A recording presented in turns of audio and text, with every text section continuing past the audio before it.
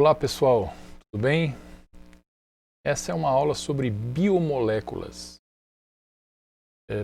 Certamente vocês terão esse conteúdo de forma muito mais aprofundada em química. Entretanto, como a maior parte dessas biomoléculas estão dentro da química orgânica, vocês terão esse conteúdo só lá para o terceiro ano do ensino médio, possivelmente. Então, nós precisamos dar uma noção de biomoléculas para que vocês possam entender algumas funções ou reações metabólicas que acontecem na célula. Entretanto, já adianto a vocês que é uma aula bastante simplificada e, como tudo que é simplificado, certamente a gente corre o risco de cometer alguns erros ou algumas omissões no processo. Mas nós precisamos correr esse risco e falar um pouquinho sobre esse conteúdo, tá bem? Então vamos lá. Muito bem, então o que são biomoléculas, né? Como o próprio nome diz, bio-vida, moléculas, né? São as moléculas que compõem os seres vivos.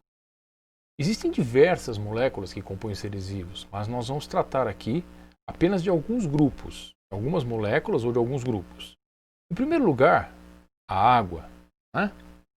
Depois, os lipídios, que podem ser considerados os óleos e as gorduras de um modo geral.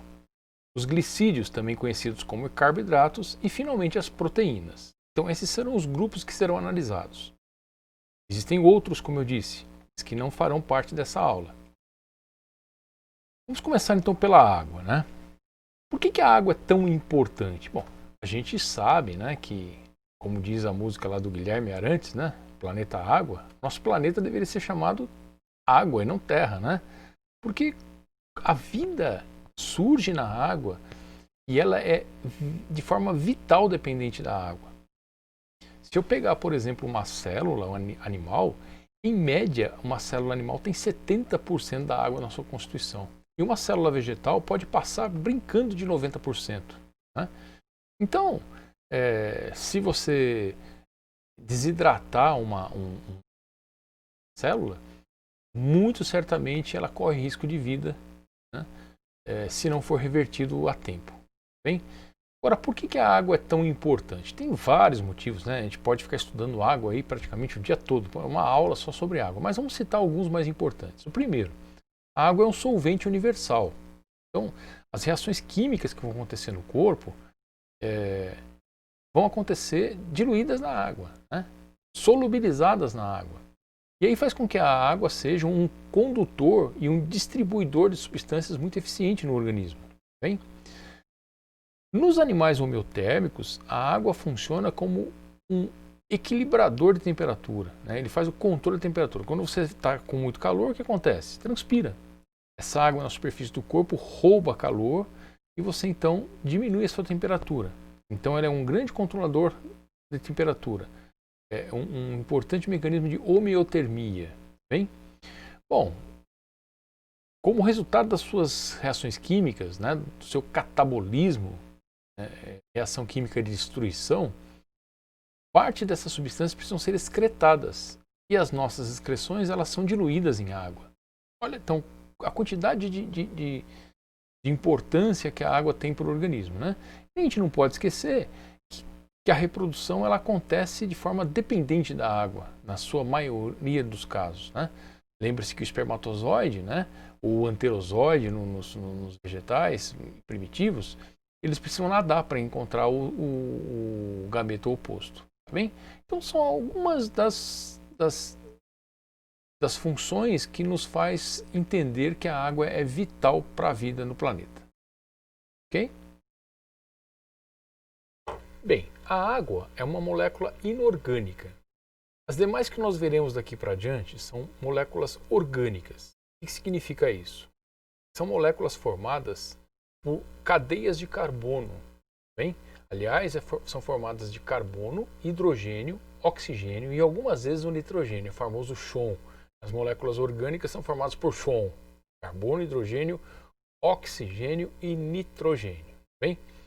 E boa parte dessas moléculas elas se estruturam na forma de polímeros. O que significa isso? Um polímero é uma molécula de grande porte composta por vários monômeros que se repetem. A primeira molécula que a gente precisa conhecer são os carboidratos, também conhecidos como glicídios.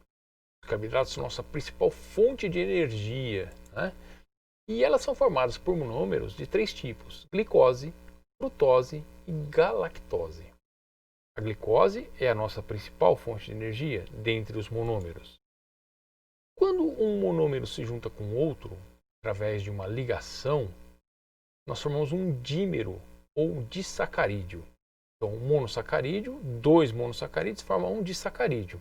E os 3 disacarídeos que nós temos que conhecer são a maltose, formada de glicose mais glicose. Essa é a nossa principal fonte de energia, a maltose. A sacarose, que é o açúcar de cana-de-açúcar, que é formada por glicose e frutose. Talvez vocês possam ter pensado, mas a minha principal fonte de energia é o açúcar. Cuidado, né? Açúcar é um nome genérico que nós damos aos glicídios. E o principal açúcar da nossa alimentação é a maltose, não é a sacarose, né? Não é o açúcar de cana-de-açúcar. E por fim, a lactose, né? Que é um açúcar do leite. Você já deve ter visto pessoas que têm intolerância à lactose, né? Que é a glicose mais a galactose. Bem? Bom, os polímeros, né?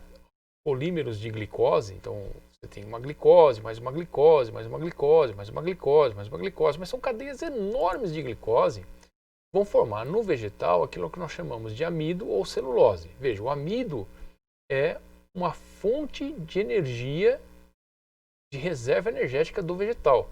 Quando o vegetal faz fotossíntese e produz glicose, ele guarda na forma de glicose, mais glicose, mais glicose, mais glicose, que é o amido. Mas de uma forma muito interessante, que a gente não tem como discutir nessa aula, se ela mudar um pouquinho a sua estrutura espacial de configuração, esse amido é transformado, ele passa a ser uma celulose. Então, enquanto o amido é um polímero de reserva, um polissacarídeo de reserva no vegetal, a celulose é um polissacarídeo estrutural, ele vai formar a parede celular das células. Bem? Então, já nos animais, os nossos polímeros, os nossos polissacarídeos são o glicogênio, que é a nossa reserva nutritiva, e pode aparecer na forma de quitina em alguns vertebrados. Por exemplo, o exoesqueleto dos insetos é feito de quitina. Não só dos insetos, dos artrópodes de um modo geral. Bem? Então, guardem isso. Um polissacarídeo, polissacarídeo, é formado por muitos monômeros de sacarídeo. Então, monossacarídeo, glicose, mais glicose, mais glicose, mais glicose, mais glicose, mais glicose. Então, a glicose é a nossa principal fonte de energia. Se eu pegar 2 moléculas de glicose, lembra o que forma? Maltose. Então, por isso a maltose é a nossa principal fonte energética e não a sacarose, como eu falei no slide anterior, tá bem? Bom, a terceira biomolécula importante são os lipídios, né? Que nós conhecemos de forma genérica como gorduras, mas não são só as gorduras, são também óleos, né? Bom, os lipídios, ou as gorduras, são estruturados na forma de triglicerídeos, que é uma junção de uma molécula de ácido graxo, aliás, 3 moléculas, né? 3 cadeias carbônicas de ácido graxo, mais uma molécula de glicerol. Então, daí chama triglicerídeo. A maior parte dos alimentos da nossa alimentação são triglicerídeos, né? Esses triglicerídeos podem ser chamados de gorduras saturadas ou insaturadas. Não temos como discutir isso nessa aula. Mas, de forma geral, as gorduras saturadas são sólidas quando na temperatura ambiente. As insaturadas são líquidas. E aí você já começa a pensar, por exemplo, aí na margarina ou no óleo de oliva, né? Como saturadas e insaturadas, respectivamente. Alguns lipídios, eles não têm 3 cadeias de ácido graxo, mas apenas uma. E aí elas são chamadas de fosfolipídios. Evidentemente, além dessa diferença estrutural, ela possui átomos de fósforo ligado a ela.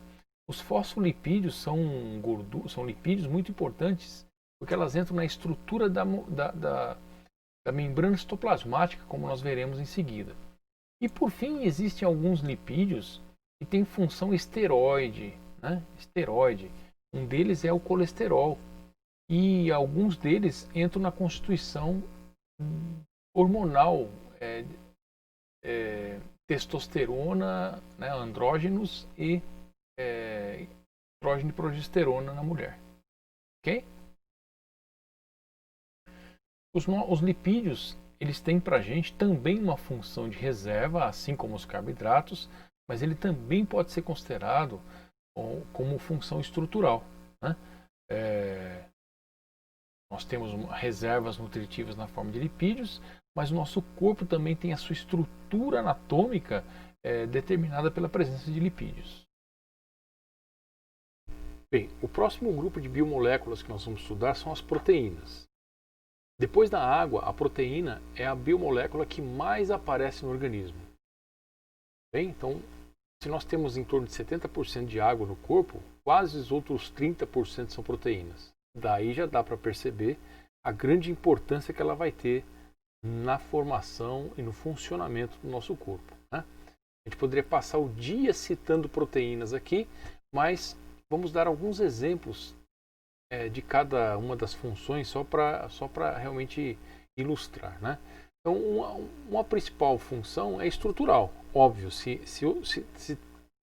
70% do corpo é água e o resto é quase tudo proteína, ela só pode ter função estrutural. Basta observar a membrana citoplasmática, que tem na sua estrutura as proteínas como essencial, né? Depois nós temos, por exemplo, o colágeno, que forma a pele, a queratina, que forma o cabelo e a pele também.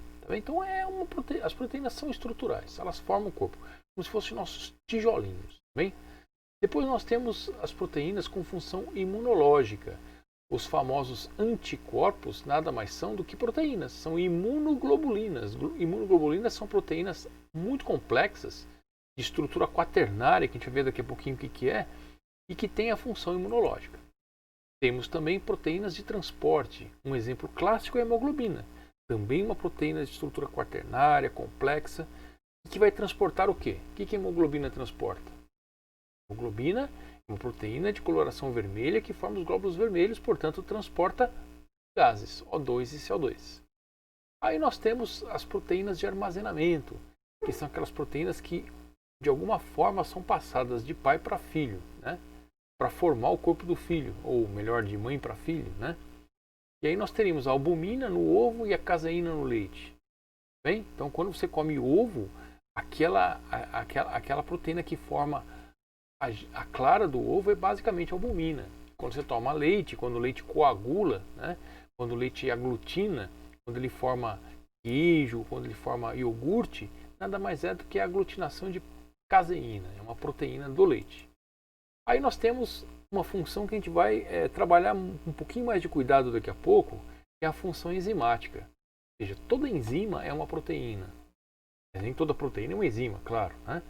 Agora, as enzimas, elas têm a função de acelerar, facilitar, um nome um pouquinho mais complexo, catalisar uma reação química, fazer com que ela aconteça de forma mais rápida e eficiente, a reação, né?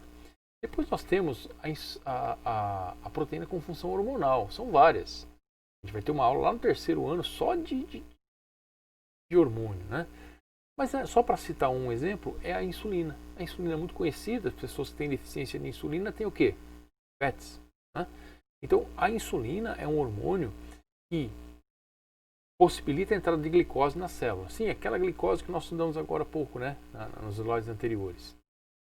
E aí nós temos ainda proteínas com função contrátil. Actina e miosina são proteínas do músculo que possibilitam o movimento muscular. Então são enormes as funções e exemplos de proteínas que a gente poderia ficar dando aqui. Ok, pessoal. Então essas são as 4 biomoléculas que nós precisamos conhecer: água, lipídios, glicídios ou polissacarídeos e proteínas.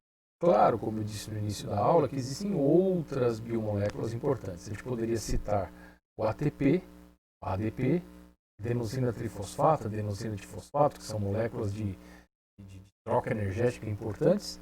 E poderíamos citar também os ácidos nucleicos, mas essas duas moléculas entrarão em uma outra aula. Bem, na nossa próxima videoaula nós vamos conversar um pouquinho especificamente sobre as proteínas, porque vocês viram que elas têm diversas funções e merecem um destaque especial, tá bem? Então até a próxima aula.